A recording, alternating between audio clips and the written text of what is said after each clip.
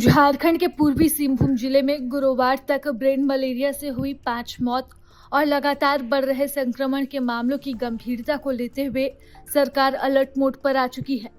स्वास्थ्य विभाग के अपर मुख्य सचिव अजय कुमार सिंह ने इसे गंभीरता से लेते हुए राज्य के सभी डीसी को पत्र जारी कर मलेरिया रोकथाम एवं नियंत्रण के लिए तत्काल प्रभाव से व्यापक कार्रवाई सुनिश्चित करने के सख्त निर्देश दिए हैं। इसके साथ ही स्वास्थ्य विभाग ने इससे बचाव के उपाय भी बताए हैं।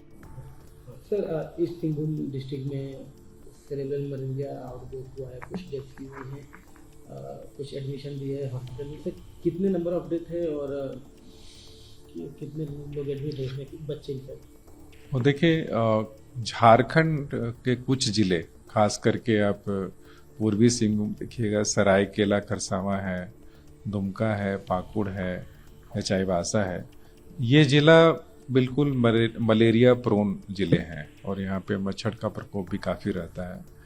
और जून का महीना खास करके ब्रेन मलेरिया के लिए बहुत ही इम्पॉर्टेंट महीना होता है और राज्य सरकार के स्तर से कई निर्देश भी जारी किए जाते हैं। इसके लिए एनएचएम से भी निर्देश जारी किया गया है और इसके लिए जो भी प्रिकॉशन लेना होता है वो हम लोग लेते हैं।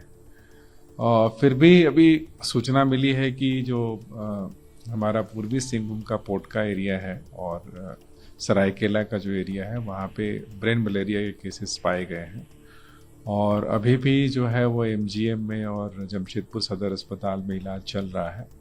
जमशेदपुर सदर अस्पताल में लगभग 48 से ज़्यादा बच्चों का इलाज चल रहा है और एमजीएम में भी 50 के आसपास के बच्चों का इलाज चल रहा है। कई बच्चों को रिलीज़ भी किया गया है, ठीक होने के बाद रिलीज़ भी हो गए हैं। 30 बच्चे के आसपास उनको रिलीज़ भी कर दिया गया, हॉस्पिटल से डिस्चार्ज कर दिया गया। जो डेथ की सूचना हम लोग अभी तक मिली है वो लिखित रूप में अभी एक की सूचना मिली है, लेकिन बातचीत के क्रम में पता चला 4 बच्चों की डेथ की सूचना है हम लोग के पास।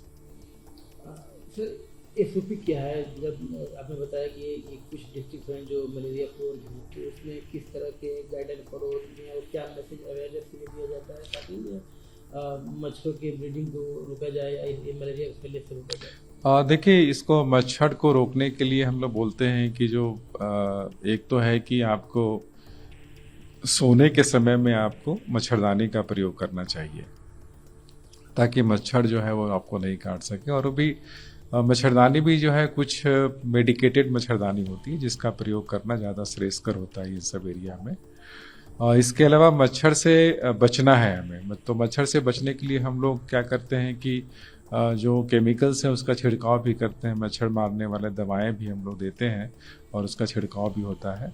और साथ ही साथ जो है जहाँ पे मच्छर पनपते हैं, खास करके जो ठहरा हुआ पानी होता है वहाँ पे इस तरीके का होता है, तो हम लोग कहते हैं कि ठहरे हुए जो पानी है आपके घर के आसपास, यदि नाली है जिसमें कि पानी रुक जाता है तो उसको आप लोगों को ठीक कर देना चाहिए, साफ़ सफाई करनी चाहिए ताकि पानी का जो है बहाव वो कॉन्टिन्यूसली चलता रहे।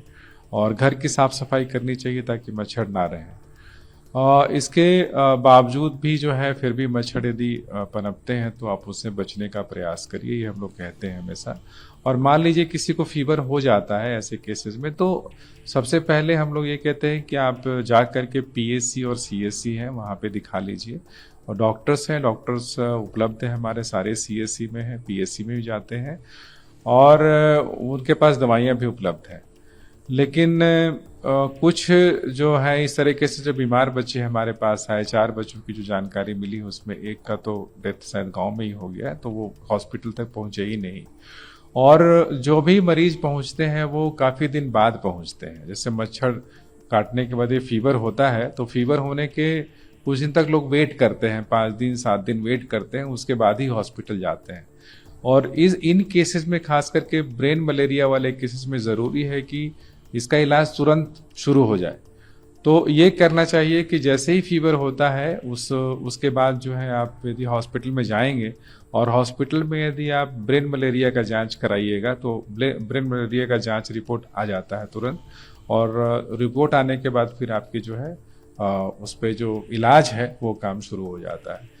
तो खास करके मेरा लोगों से यही कहना होगा कि आप लोग कोई भी जो ब्रेन मलेरिया वाले क्षेत्र में लोग रह रहे हैं और मलेरिया वाले क्षेत्र में लोग रह रहे हैं, यदि आपको मच्छर काटने से फीवर होता है तो आप जल्दी से हॉस्पिटल में जाएं, अपनी टेस्टिंग कराएं और तब फिर जो भी उपचार होता है उसको दवाइयाँ लें और जो डॉक्टर सलाह देते हैं वो सलाह का उसका पालन करें। तो ये जो इतने नंबर ऑफ केसेस आए हैं, जो बच्चे एडमिट हैं, आपने बताया 48 लगभग सदर में और अराउंड 50 एमजीएच में, कुल मिलाकर 100 के आसपास हो रहा है। क्या इन दोनों हॉस्पिटल्स को और भी जो हॉस्पिटल्स हैं उनको कोई खास निर्देश दिया गया है आपकी तरफ से? बिल्कुल, हम लोगों ने सारे हॉस्पिटल्स को कहा है कि आप डॉक्टर्स को अलर्ट कर दीजिए और पर्याप्त जो दवाइयाँ हैं उसको क्रय कर लीजिए, और ये किया भी गया है। और हम लोगों ने जो क्षेत्र जहाँ जिससे मलेरिया के केसेस आ रहे थे उन गांवों में हम लोगों ने एमजीएम से जो डॉक्टर्स होते हैं, पीजी वाले, पोस्ट पीजी वाले जो डॉक्टर्स होते हैं एसआर, वो करीब करीब 125 डॉक्टर्स को हम लोगों ने उन क्षेत्रों में रोस्टर के अनुसार उसको लगाया है। और डीसी जो पूर्वी सिंहभूम है उनको भी निर्देश दिया है, उनके द्वारा ये रोस्टर ड्यूटी जो है वो बना दिया गया है और जो 125 डॉक्टर्स जो है इस प्रभावित क्षेत्रों का दौरा करेंगे और लोगों को भी जागरूक करेंगे और जो इलाज के लिए होगा उनका इलाज भी करेंगे। प्रभातखबर.com, विश्वास वही, रफ्तार नहीं।